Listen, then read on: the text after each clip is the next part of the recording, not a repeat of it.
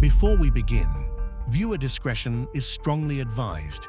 What you're about to hear is intended strictly for educational and entertainment purposes. This is the official, word-for-word federal courtroom testimony from the trial of Sean Diddy Combs, as reported by Inner City Press. The courtroom lights flickered the moment Jay-Z stepped in, not with a lawyer, but with a sealed drive pulled from a private vault buried beneath a studio no one's spoken about in years. He didn't speak right away, he just stared at Diddy and slid the evidence across the table. "Play it," he said. What followed didn't just silence the courtroom, it sent 3 federal agents rushing out the door and forced the judge to call a recess mid-sentence. Because what Jay-Z brought was never supposed to exist, and once it started playing, there was no turning back. Diddy's carefully constructed calm cracked. He shifted slightly, his eyes darting between his lawyers, none of whom had an explanation. The prosecution paused mid-motion, files hanging loosely in their hands, suddenly irrelevant. Even the judge sat straighter, as if sensing the room's shifting gravity. Jay approached the witness stand in total silence. He sat down deliberately, adjusted the microphone with calm precision, and took a deep breath. His gaze, unreadable and steady, settled directly on the jury, never wavering toward Diddy. Then came the words that would define the entire trial. "I'm here because there are truths heavier than loyalty." It wasn't loud, but the impact rattled the room. Jurors leaned forward, scribes wrote faster, and for the first time since the trial began, the whispers weren't speculation, they were dread. Jay-Z wasn't just testifying, he was dismantling a dynasty, piece by careful piece, breaking his silence. Jay-Z leaned toward the microphone, letting the silence simmer like a fuse about to burn out. Then, in a voice dangerously quiet, he began, "Let's be real. I've spent half my life building legends, and the other half trying to bury them." The courtroom shifted uneasily. He let that line breathe, allowing its gravity to sink deep into the jury's minds. "Yeah, I was at Diddy's events," Jay said evenly. "Glamorous nights, A-list guests. At first, I thought we were celebrating, until I realized it wasn't celebration, it was control." His eyes drifted briefly toward Cassie Ventura, a glance heavy enough to imply 1,000 unspoken apologies, then back to the jury, voice ice-cold with the regret of a man confessing to crimes committed not by him, but by his silence. "I never stepped into the back rooms, but I saw who did. And every time someone disappeared behind those velvet curtains, something felt broken. Wrong." The prosecutor cleared his throat, cautiously stepping into the tension. "Did you ever confront Mr. Combs directly about what you witnessed?" Jay looked down at his hands briefly. An unexpected vulnerability swept across his face. "I didn't need to," he said softly, "because he came to me." Now every juror leaned forward, barely breathing. This wasn't the story they expected. It was the secret nobody had dared imagine. Jay continued slowly, deliberately. "He called me one night, around 2 a.m. Not panicked, not angry, just tired. He said, 'They're coming for me, Jay. Watch your back. Watch who you trust.'" A chilling pause stretched thin. Then he said something I'll never forget. "No one gets hurt unless they decide to." And I realized then, the real danger wasn't him. It was the lie we all agreed to live. The judge stared down intently. Cassie's attorney glanced at his client, eyes wide. Even Diddy, who had kept his composure through countless testimonies, shifted uneasily, his mask finally slipping. But Jay wasn't finished. "I had a choice," Jay said, voice hardening suddenly, each word aimed like a bullet. "Keep smiling, keep hiding, or face the truth. But truth isn't free. It has a cost. He leaned forward again, addressing the jury directly, his voice so low they strained to hear. "I'm here paying that price right now." He sat back, shoulders heavy with the weight of a confession he'd carried for years, never intending it to escape. Yet here it was, laid bare for everyone to see. No one in the courtroom moved. It wasn't testimony anymore. It was catharsis. Jay-Z's soul stripped down in public view. "The question isn't if Diddy's guilty," he finally added. "It's how guilty the rest of us are, for watching and saying nothing." And in that instant, the trial wasn't about evidence or accusations. It was about complicity, about the silence that had protected darkness for decades. Jay-Z didn't just break his silence. He shattered the illusion they'd all built around him. Secrets of the freak-offs. Jay-Z's voice lowered further, turning dark, almost haunted, as he painted the scene nobody in that courtroom was prepared for. "I went to one event in Miami, supposedly for Diddy's son. It was lavish, over the top, celebrities everywhere, but something felt wrong from the second I walked in." He hesitated, just briefly enough to draw everyone closer, then continued with chilling detail. "They called them freak-offs, but that was a polite way of disguising it. Because once you were inside, politeness disappeared." Jay paused, letting the uncomfortable silence fill every crevice of the courtroom. Even breathing seemed invasive now.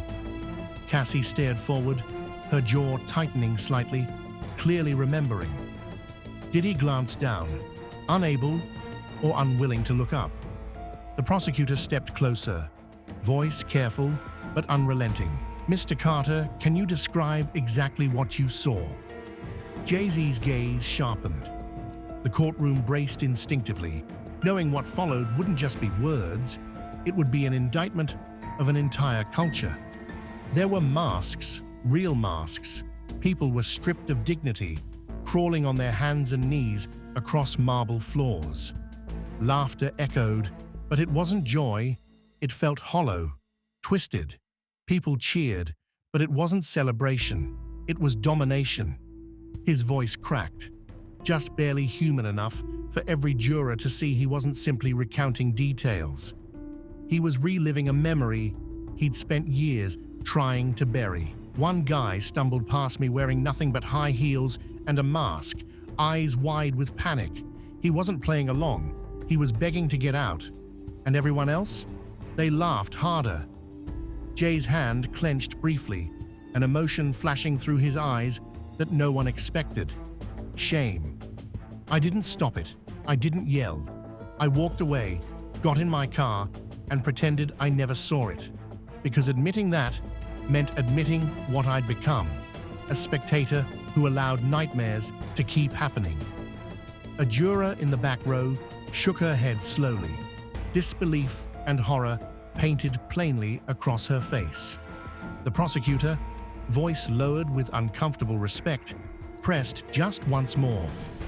"Did you ever see Mr. Combs participating directly?" Jay-Z leaned forward, eyes locked firmly on the prosecutor's, unflinching. He didn't have to. His power filled the room like smoke suffocating anyone who tried to refuse. Diddy didn't get his hands dirty because he never needed to. Everyone in that room already knew whose party it was and what it meant if you disobeyed. He leaned back, shoulders heavy with the weight of confession. The room sat frozen. This wasn't just another testimony, it was a chilling revelation, raw and irreversible. Then quietly, Jay delivered a final line that seared itself into the courtroom walls forever. "These weren't just parties. They were tests, and I failed mine." That admission hung there, poisonous and unshakable. Jay-Z wasn't just describing Diddy's sins. He was confessing his own. And in that moment, nobody in that courtroom, not the jury, not the attorneys, not even Diddy himself, could escape the truth Jay-Z had just dragged into the light. The shocking photo reveal. The prosecutor didn't waste a second. He reached into his folder and pulled out something that froze the courtroom, an image printed so clearly it almost glowed with accusation. "Mr. Carter," the prosecutor began slowly, letting tension ripple outward. "Do you recognize the people in this photograph?" Jay-Z stared down at the photo, his expression tightening immediately. The room strained forward, desperate to see what was on the page. "Yes," Jay finally responded, voice steady but layered with something darker, something he couldn't quite bury. "That's me, Diddy, Beyoncé, and LeBron." The prosecutor leaned in, voice sharper now, and the man kneeling on the velvet pillow, masked and clearly distressed. "Can you identify him?" Jay's eyes hardened. He knew what the prosecutor was doing, forcing him closer to the line he'd avoided crossing for years. "I can't," Jay said quietly, evenly. "I didn't know who he was then, and I don't know now." "But you saw this moment unfold?" Jay didn't blink. "I saw it." The prosecutor leaned even closer, voice now pointed like a knife. "Why didn't you intervene?" Jay's gaze snapped up, a sudden fire igniting in his eyes. "Because I was told this was art performance art. But you don't intervene in art. You leave or you become part of it." Murmurs instantly rippled through the gallery. The prosecutor didn't let up. "Are you saying Mr. Combs manipulated situations to make abuses appear as entertainment?" Jay shook his head sharply. "I'm saying it didn't matter what label he put on it. I knew what it was, and that's why I left." Diddy's attorney rose suddenly, sensing disaster, objection speculative. The judge barely hesitated. "Overruled," Jay continued, now turning to face the jury directly, speaking clearly, urgently. "I got out of that room because I realized I'd become complicit by staying, but leaving didn't erase it. Nothing ever does." Cassie's eyes locked on Jay, a new respect mixed with sadness washing across her face. For once, Diddy's composure cracked visibly. His hands tightened, fingers clenching into a fist beneath the table, an unmistakable fury rippling through him. The prosecutor paused briefly, then went for the jugular. "If you knew it was wrong, why didn't you report it immediately?" Jay exhaled slowly, painfully honest. "Because I convinced myself silence was loyalty, but silence isn't loyalty, it's permission." He let the courtroom feel the weight of his words, heavy, undeniable truth. Jurors exchanged uncomfortable glances. Reporters scribbled furiously. Even the defense table looked shaken. Then Jay leaned forward, placing a single finger deliberately on the photograph, pointing directly at Diddy's blurred expression. "I stayed silent then, but I'm not silent anymore. This image doesn't expose me. It exposes what I chose to ignore. And that's why I'm here." And just like that, Jay-Z wasn't testifying anymore. He was confessing, repenting, openly dismantling the foundation of lies the courtroom had been built upon. No one spoke. No one moved. The photograph wasn't just evidence, it was an indictment of an entire culture, a public betrayal now permanently etched into the record. The secret call. "They're coming for me." The prosecutor moved closer, sensing a critical breaking point. "Mr. Carter, earlier you mentioned a phone call from Mr. Combs. Can you tell the jury exactly what he said?" Jay-Z didn't answer right away. Instead, his eyes seemed distant, locked on a memory he clearly wished wasn't his. When he spoke, his voice was heavy, burdened with guilt he'd carried privately until now. It was too late to be anything good. When I answered, Diddy didn't sound like himself. His voice was quiet, tired, scared. He said, "Jay, they're coming for me. They're digging, and if they dig deep enough, you're not safe either." He paused, letting the words hover over the jury like a storm cloud. I asked him straight up, What did you do? He laughed softly, but it wasn't funny. He said, nothing they didn't sign up for. Nobody ever got hurt unless they chose it. But the way he said it, Jay broke off, shaking his head as though trying to free himself from something unseen. The courtroom felt colder, darker. I knew he was lying, Jay finally continued, voice dropping to an intimate whisper. Not just to me, but to himself. Did you confront him on that call? The prosecutor pressed gently. I tried, Jay admitted, looking down for the first time. A strange vulnerability taking hold of his features. But he shut me down. Don't ask questions you don't want answers to, he told me. You built your empire, same as me. On silence, the courtroom drew a collective breath, absorbing the raw truth Jay-Z was confessing. He was right, Jay said, voice steadier now, resigned and deeply human. We all built this thing on looking the other way, ignoring whispers, dismissing rumors as jealousy. But that night, that call, it changed something in me. I knew silence wasn't protection anymore. It was complicity.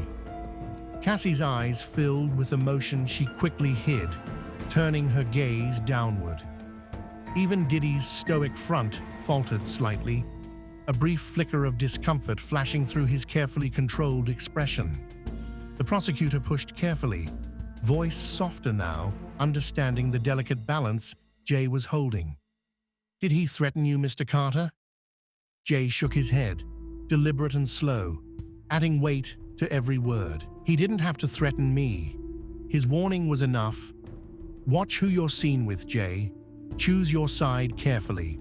But I'd already made my choice, even if he didn't know it yet. The prosecutor leaned in further, sensing blood in the water, ready for the emotional kill shot. And what was your choice? Jay-Z met the prosecutor's eyes calmly, resolutely. To face this moment, to stop lying to myself, to admit publicly what we all knew privately, because the truth is heavier than any silence. The room was completely still. Jay's confession wasn't just shocking, it was transformational. He wasn't simply testifying, he was dismantling decades of unspoken agreements, exposing an entire industry built on buried secrets and quiet betrayal. Then, in a final quiet declaration that struck the courtroom like thunder, Jay added, he said they were coming for him, but really, I think he meant me. Because the truth always comes hardest for those who hide from it the longest. Defending Beyoncé and Blue Ivy, the prosecutor turned sharply, pressing deeper into Jay-Z's personal world, knowing precisely where it would hurt the most. Mr. Carter, let's discuss your family, specifically your wife and daughter. How have these allegations affected them? Jay-Z's calm veneer fractured instantly. The stoicism that had shielded him until now vanished, replaced by raw, unfiltered emotion. The courtroom saw, for the first time, not Jay-Z the mogul, not Jay-Z the icon, but Sean Carter, the husband and father, forced to confront the damage he'd silently allowed. These allegations didn't just hurt me, Jay said softly, his voice now strained with quiet fury. They infected my home. My daughter came to me asking questions no child should ever have to ask. Daddy, what's a freak off? She's 11 years old. He stopped, his voice choking slightly, and the courtroom suddenly felt the full weight of his personal shame. Cassie, who had been silent, looked up sharply, empathy crossing her face. Jurors exchanged uncomfortable glances, visibly disturbed by the vividness of Jay's pain. The prosecutor, respectfully quiet, pressed just enough to keep Jay going. And Beyoncé, Jay inhaled deeply, pain visible in the tightness of his jaw. My wife, he began, voice almost breaking, spent years building a legacy rooted in strength and dignity. But in one day, in one headline, that legacy got tangled with rumors she had nothing to do with. He looked directly at the jury, eyes burning with intensity, vulnerability, and fierce protectiveness. She had to explain to our daughter things no mother should. Paparazzi followed Blue to school. Reporters camped outside our house, screaming accusations based on lies. My wife paid the price of my silence over and over again. Jay's voice tightened further, his words raw, genuine, each syllable etched in bitter regret. They said we attended these parties, that we stood by and watched abuses.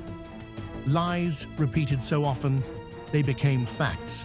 But we weren't there. We weren't in Miami, we were in Paris, celebrating our anniversary. Receipts, hotel bookings, flight records, all proving the truth. But truth doesn't spread as fast as lies. He leaned forward urgently, speaking directly to the jurors now. When did gossip become evidence? When did accusation replace proof? My daughter is 11, and already she knows what it feels like to be accused of things you didn't do. He paused, regaining control, then delivered a final blow, softly devastating. I used to believe staying quiet protected my family, but silence only protected the lies. And now I'm here because I owe them something better than silence. I owe them truth. His words hung heavily, reverberating with devastating sincerity. Every juror felt the painful reality Jay had just exposed, not as a celebrity scandal, but as a human tragedy, raw and impossible to ignore. Jay-Z hadn't just defended his family, he had laid bare his deepest wounds, publicly atoning for years of complicity. For the first time, no one saw a superstar. They saw a father and husband fighting desperately to reclaim a shred of dignity that silence had stolen from his family. The lie that became truth. The prosecutor didn't hesitate, pushing deeper into the painful heart of Jay-Z's confession. Mr. Carter, if these were lies, explain how they've persisted so widely. How do accusations like these become accepted as facts? Jay-Z didn't answer immediately. Instead, he scanned the courtroom slowly, his gaze heavy with bitterness and hard-earned wisdom. Because, he finally began, voice controlled but resonant, a lie repeated enough times doesn't need evidence, it becomes reality. He leaned forward, and his next words dripped with quiet fury. Let me be clear. I've never been to Gloria Estefan's house. Not in Miami, not anywhere. Yet headlines claim I was there, attending these freak-offs. Nobody asked for proof. They printed it, repeated it, and spread it until it became fact. His lawyer handed him documents. Jay raised them high, presenting each piece deliberately. Flight logs, receipts, timestamps, all proving exactly where I was, exactly what I was doing, exactly who I was with. Yet, none of these mattered, because the lie was louder, faster, and easier to swallow. Cassie glanced at Jay, an unspoken understanding passing briefly between them, both victims of falsehoods woven into public truth. Diddy's face hardened, realizing Jay-Z had found a truth stronger than his narrative control. Jay's voice hardened further, his eyes narrowing with intensity. It wasn't journalists alone. The industry wanted scandal. Social media wanted villains. And me, Diddy, all of us, we handed them everything they needed by staying silent. He paused dramatically. The courtroom caught in his bitter self-awareness. Silence makes you part of the lie. Silence makes the lie powerful enough to destroy everything you built. Jurors exchanged tense, uncomfortable glances. Even the prosecution looked momentarily stunned by the brutally honest breakdown. Then Jay dropped his voice to a fierce whisper, gripping the jury's attention with magnetic intensity. This trial isn't just about guilt or innocence. It's about who we become when we let lies drown out truth. Every whisper, every click, every share, it wasn't about justice. It was about entertainment at the expense of people's lives. Jay leaned forward, his words devastatingly clear, etched permanently into the courtroom's air. I can't change the lies now, but I'm here to make damn sure the truth gets the last word. The prosecutor stepped back slightly, momentarily humbled by Jay's raw honesty. Even the defense attorneys sat motionless, visibly shaken. In one powerful, final line, Jay-Z delivered a piercing verdict, not just against Diddy, but against a world built on silence and gossip. The lie became truth because we allowed it to. But today, that ends. The silence afterward was deafening, because in that moment, Jay-Z hadn't just testified. He'd delivered a searing indictment of an entire culture, the fallout and conspiracies. The prosecutor, voice razor-sharp, pressed toward the finale. Mr. Carter, what about the rumors connecting you to even darker allegations? Illuminati, Aaliyah, Tupac, Michael Jackson? Jay-Z's expression hardened with a bitter blend of exhaustion and anger. He shook his head slowly, eyes clouded by disbelief and a deep, lingering pain. They call it conspiracy, he said quietly, but conspiracy is just another word for entertainment. The bigger the name, the darker the theory, the faster it spreads. Doesn't matter what's true. If it's loud enough, people believe. The prosecutor handed Jay a thick document, a printed Reddit thread filled with thousands of conspiracies, accusations, and feverish speculation. Jay held it up briefly, visibly disgusted. This isn't proof. This isn't journalism. It's poison, disguised as truth. People link my name to murders, rituals, things so twisted I can't even repeat them, because every click, every share, every comment makes someone money. His voice hardened further, bitter with resentment. I thought ignoring it was strength.